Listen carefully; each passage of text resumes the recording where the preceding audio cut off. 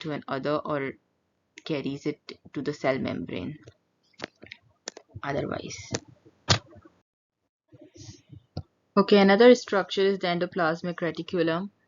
And for the endoplasmic reticulum, these are single membrane structures inside the cell, and there are two kinds of endoplasmic reticulum.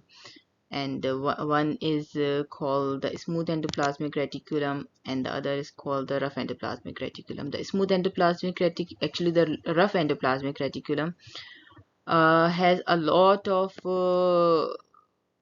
ribosomes attached to its surface. That is why it is called rough endoplasmic reticulum. Like for example, this is a very bad rough endoplasmic reticulum, but uh, okay, and there are a lot of you can imagine it's a clean one, so imagine a lot of ribosomes attached to its surface to make it rough endoplasmic reticulum.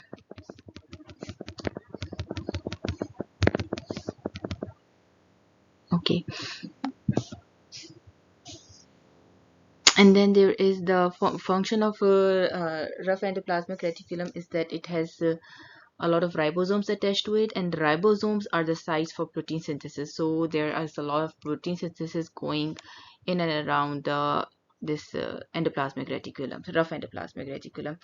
And then there is the same thing, but without the ribosomes, and it's called the smooth endoplasmic reticulum because it does not have uh, the ribosomes attached to it. That is why it is called smooth endoplasmic reticulum. I'm making it so much fat. It should be thin. These are vesicles are thin, and a lot of vesicles are over there. So okay, so the smooth endoplasmic reticulum has functions like it makes lipids such as cholesterol, and it makes lipids again like the reproductive hormones, testosterone and estrogen are formed here, and it is also the site of calcium storage. For this means that the muscle cells where calcium is used, there are a lot of smooth endoplasmic reticulum inside the muscle cells, and it also functions in the liver, especially in the liver for drug metabolism, because liver is the site for drug metabolism, and the liver cell therefore has a lot of smooth endoplasmic reticulum within it. Okay. Ribosomes are very small structures. They are so small that their size is not measured in regular meters and micrometers. There is a separate measure for that. Usually you will see it written as 80s or 70s. So this S, the unit S is for it's measured in Swedberg units, and it is represented with S. So it is a measure of how rapidly the substance, the ribosomes sediment, they get settled down in a high speed when they are processed in a high, when they are made to move in a high speed centrifuge. So eukaryotic ribosomes are 80s and prokaryotic ribosomes are 70s. Here you can see that they are very tiny structures we have represented with dots all over. They are all over the rough endoplasmic reticulum and are also spread over the cytoplasm as well. All around the cytoplasm, even the mitochondria and the chloroplast has some ribosomes. The ribosomes contain equal amounts of ribosomal RNA and protein, and the ribosomes allow the mRNA, the messenger RNA, the transfer RNA. There are different kinds of RNA uh, and amino acids and regulatory proteins to all together at one place and to form proteins. Like they facilitate and they are the basic structures that form protein. With the help of a powerful electron microscope, the scientists have taken out the structure of a ribosome. This is the structure of a human 80S ribosome.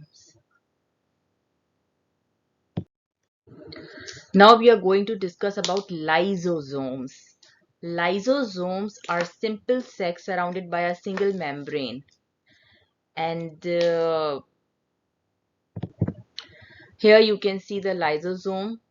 They are surrounded by a single membrane. In plant cell, the large vacuole, this is a large vacuole, a big sac that can act as a lysosome. But in the animal cell, there are very small structures, one or two may be present, or very few.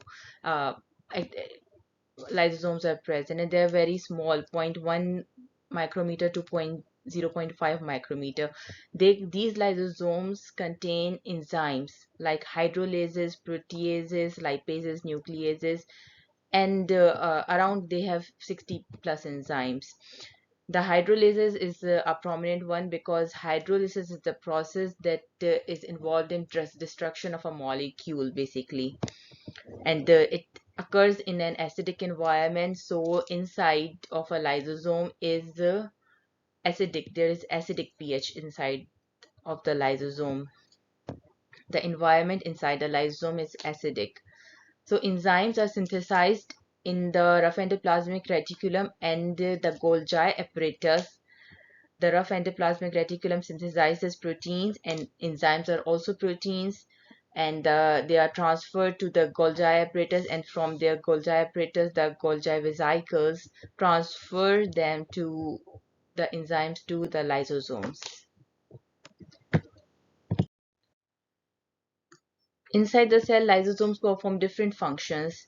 One is that they engulf and destroy the unwanted molecules or the organelles within the cell. The next function is that it performs endocytosis. For example, WBC, the white blood cells engulf bacteria, and the lysosome will connect to that bacteria, the vacuole in which the bacteria is contained, and it will transfer its hydrolases and other enzymes in the bacteria to in the bacterial vesicle, that sac in where the bacteria has been engulfed, and it will kill that bacteria. So also lysosome performs exocytosis, that is, it releases enzymes outside cell for extracellular digestion. For example, it releases enzymes, it goes to the cell membrane, and then it releases enzymes outside of the cell. For example, replacement of cartilage. The cartilage is replaced by bone. First there is cartilage, and then it is destroyed by the enzymes, and then the bone tissue is formed over there. And similarly, the sperm contains an enzyme called acrosome, and that acrosome eats the wall of the egg, and so that it can pierce the egg, so that it can enter the egg for fertilizing that egg. And this acrosome is present inside the lysosome. The lysosome goes to the cell membrane of the sperm and does this action when it is required. And the fourth action is autolysis, that is self-digestion.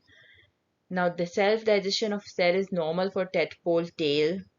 When during metamorphosis, when the tadpole tail finishes and it is metamorphosized, taken inside the body, and also it happens when the uterus of a pregnant woman, after delivery, it returns to its normal size, and after death all the cells uh, they start there's autolysis of the cells so that the body decays.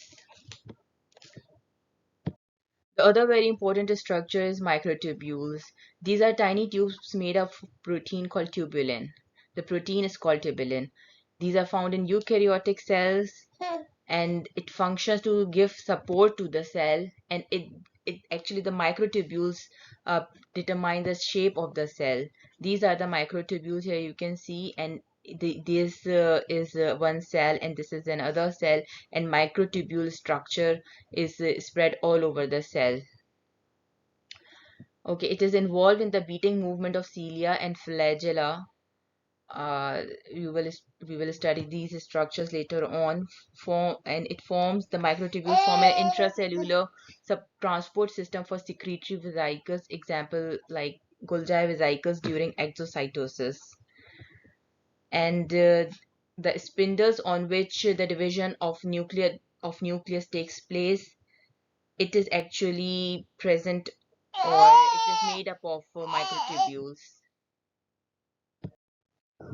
Okay, so microtubules form a cylindrical structure that's called centriole. There are two centrioles.